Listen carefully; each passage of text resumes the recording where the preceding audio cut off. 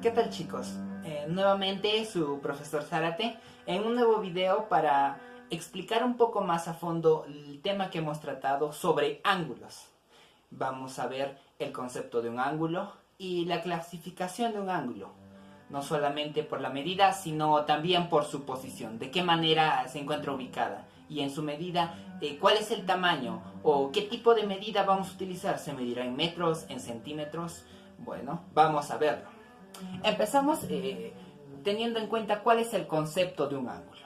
El ángulo como tal existe a partir de dos rayos con un mismo punto de origen. Cuando uno encuentra un rayo, tiene un inicio y no tiene final, es decir, siempre va a terminar en una flechita. Eso indica que es un rayo. Así que vemos hacia la pizarra, donde nos encontramos con el rayo AO y el rayo BO, ambos con un mismo punto de origen. El espacio que se genera entre estos dos rayos con un mismo punto de origen es aquel al que llamaremos ángulo, el cual tendrá una medida alfa, por decirlo así, porque exactamente no conocemos, para el cual tendríamos que hacer uso de un transportador. Bien, continuamos. Un ángulo como tal existe a partir de dos rayos con un mismo punto de origen, el cual tendrá elementos, los cuales son lados, vértices y ángulo. Los lados son aquellos los cuales lo forman.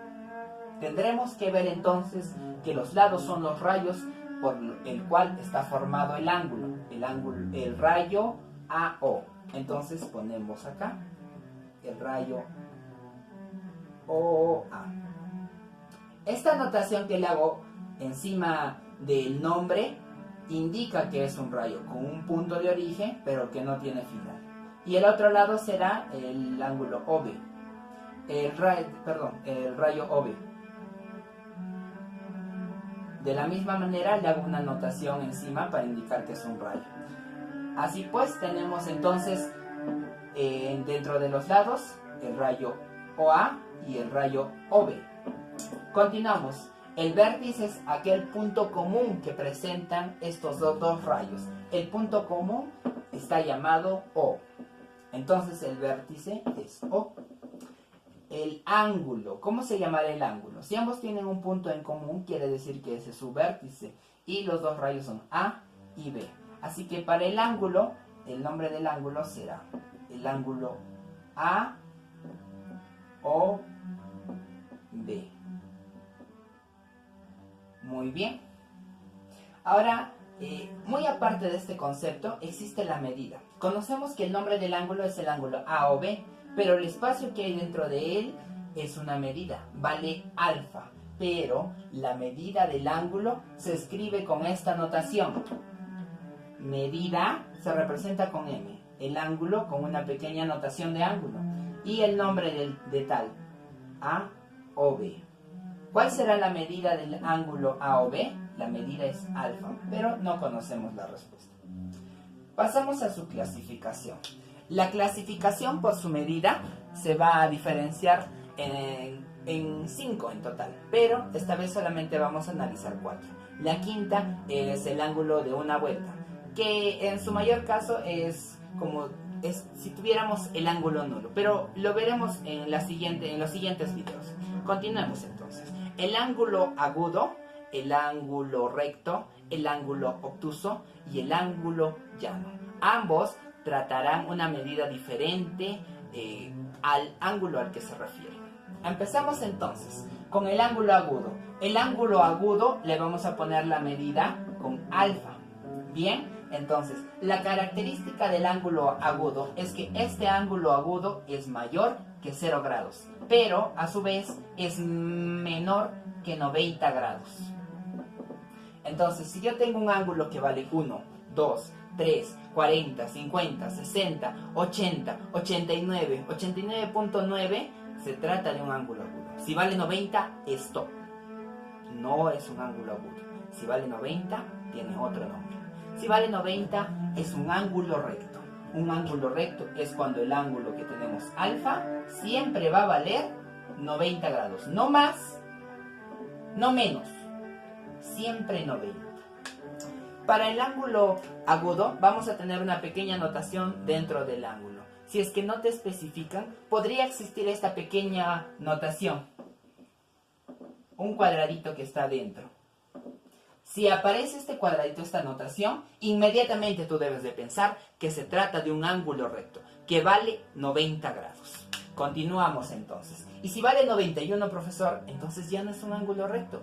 Pasa a la siguiente nomenclatura, con ángulo obtuso. El ángulo obtuso es aquel angulito que tiene esta característica. Es mayor a 90 grados, pero es menor que 180 grados. Esa es la característica. 91, sí, ángulo obtuso. 179, sí, ángulo obtuso. 140, efectivamente, ángulo obtuso. 90, no. 90 pertenece al anterior, al ángulo recto. Continuamos entonces. El ángulo llano, sí, es como si estuviera avanzando. Está abriendo la boquita, ¿ve? Abre la boquita, está más grande y pasa al ángulo llano. Cuando la boquita está completamente abierta. Cuando la boquita está completamente abierta, simula una recta que son dos rayos con un mismo punto de origen, pero hacia diferentes direcciones. Cuando es un ángulo llano, similar al ángulo recto, va a tener un único valor. 180 grados. Esa es la medida que va a tener el ángulo alfa. Bien, entonces, para repasar un poco. Tenemos el ángulo agudo, el ángulo recto, el ángulo obtuso y el ángulo llano. El ángulo agudo es aquel que vale más de 0, pero mide menos de 90. El ángulo recto es aquel que vale siempre 90. El ángulo obtuso, mayor a 90 y menor a 180 grados. Y el ángulo llano siempre va a valer 180 grados. Agudo, recto, obtuso y llano. Continuamos entonces. Por su posición, la forma en la que se encuentra. Se encontrará a la izquierda, a la derecha, arriba, abajo, a un ladito, a una esquina, escondido. ¿Cómo lo veremos? Entonces vamos a tener en esta oportunidad dos maneras de ver al ángulo según su posición. Una es opuestos por el vértice y la otra son los ángulos consecutivos. El vértice es aquel punto común que tienen dos rayos para formar un ángulo. Aquí encontramos un punto común, pero profesor, aquí yo veo una recta porque no tiene principio y no tiene fin. Pero yo te dije que son dos rayos que empieza en el punto O y continúa por toda la recta A. El rayo sería OA. Aquí encontré otro rayo, OB, otro rayo, OC, otro rayo, OD. Entonces aquí he encontrado 4 rayos. Pero para formar un ángulo solamente necesito 2. En esta oportunidad voy a coger el ángulo AOB, al cual le pondré el nombre de alfa. Listo. La característica de este tipo de ángulos es que siempre su opuesto, es decir, al otro lado, va a tener el mismo valor. Profesor, ¿cuál es su opuesto? De derecha, ¿cuál será su opuesto? Izquierda. De blanco, negro. De arriba hacia abajo, por su posición. Derecha, izquierda. Arriba, abajo. Entonces, el opuesto de la derecha, ¿cuál será? La izquierda. ¿Y cuánto tiene que valer? Lo mismo. Profesor, entonces funciona de arriba igual al de abajo. También, efectivamente, si yo le pongo beta, automáticamente debo de asumir, porque son opuestos por el vértice, que el de abajo también vale beta. De esa manera se cumple esta propiedad. Continuamos con ángulos consecutivos. Los ángulos consecutivos, o también llamados ángulos adyacentes, son aquellos que se encuentran uno al lado del otro. Uno al lado del otro. Muy bien, entonces ya sabemos cómo nombrar a un ángulo. Sabemos que el nombre del primer ángulo es el ángulo A o B.